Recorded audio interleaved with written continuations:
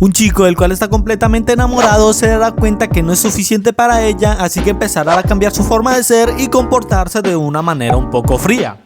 Conforme pasa el tiempo, su crush le gustará que se comporte de esta forma y aparecerán otras chicas ya que quieren salir con él porque se comporta de una manera muy genial. Después de un tiempo, Wataru está regando las calles porque está haciendo mucho calor. Mientras termina de regar el agua, aparece Sasaki. Por otro lado, Wataru vuelve a cuestionarse si de verdad Sasaki era una estudiante de preparatoria por su aspecto físico. Sasaki lo saluda y empiezan a hablar sobre el calor, ya que por esto a ella el pelo le quedaba viscoso y pegajoso. Mientras hablan sobre esto, son interrumpidos por Ichinose. Por otro lado, Wataru se confunde por ellas dos porque no parecía que tuvieran esas edades para ser estudiantes de secundaria. Ya dentro de la biblioteca, Sasaki habla sobre un libro en específico, el cual se llama La princesa cautiva. Ichinose al escuchar sobre este libro se emociona porque anteriormente ya lo había leído. Por otro lado, Sasaki le da un libro muy difícil de conseguir a Ichinose. Por esto, ella le da las gracias porque le encantaba este libro. Atrás de ellas, Wataru está ordenando libros, pero le llega un mensaje. Cuando revisa su celular, se da cuenta que son mensajes de un grupo de orientación escolar. Los mensajes eran de ánimo, ya que Aika y otro chico estaban en estas clases de orientación. Por otro lado, Kaede también le escribe a Wataru para preguntarle si tenía tiempo hoy. Wataru llega a su casa y su hermana le pide que le pase el refresco. Ella también le dice que está sorprendida de que nuestro prota siga con el trabajo a tiempo parcial, también porque escuchó por ahí que estaba cuidando de Ichinose. Wataru se sorprende y le pregunta cómo supo de esa información. Su hermana no le responde y por esto Wataru le intenta molestar diciéndole que últimamente estaba muy floja para decir cosas como si estuviera cansada. Su hermana le contesta diciéndole que se estaba esforzando en lo que podía y lo molesta encimándole su pierna. Ella también le dice que debería ayudar en algo en la escuela porque últimamente no ha hecho nada por ellos. Por esto le dice que él podría ayudar a ser guía para las demás personas. También le dice que debería ayudar al consejo o el comité porque últimamente están muy ocupados. Wataru le pregunta el por qué debería ayudar en la noche, pero ella le responde que normalmente a esa hora él no hacía nada y por esto no habría ningún problema. También le comenta que Shinomiya estaba triste porque nuestro prota la rechazó para unirse al comité estudiantil. Wataru al escuchar todo esto y ver que su hermana estaba ocupada con otras cosas sin sentido, le responde que sí la ayudará. Su hermana también aprovecha para decirle que a la presidenta no le disgustaba a él y por esto podrían ser un poco más cercanos, pero Wataru se sorprende y no dice nada para no seguir el juego. Después de prepararle y darle un café a su hermana, ella le da su teléfono para que le comentara todo lo que estaba pensando a Shinomiya. Por otro lado, la presidenta responde y se asombra al saber que nuestro prota estaba en el celular de Kaede. Wataru intenta hablar con la presidenta, pero su hermana no lo dejaba porque lo estaba molestando. La presidenta por esto le pide a Kaede que no lo lastimara más para poder hablar cómodamente con Wataru. Después de todo esto, Wataru le comenta a la presidenta que le gustaría ayudarla, pero ella lo rechaza diciéndole que de alguna forma lograrían realizar todo. Wataru no se rinde y también le dice que le gustaría verla en persona para hablar más cómodamente. La presidenta al escuchar todo esto se pone nerviosa y le da las gracias, pero le pregunta si de verdad le gustaría ayudarlos a ellos con todo el trabajo. Wataru le responde que si hubiera por ella haría todo lo posible y la presidenta se pone muy nerviosa al escuchar estas palabras.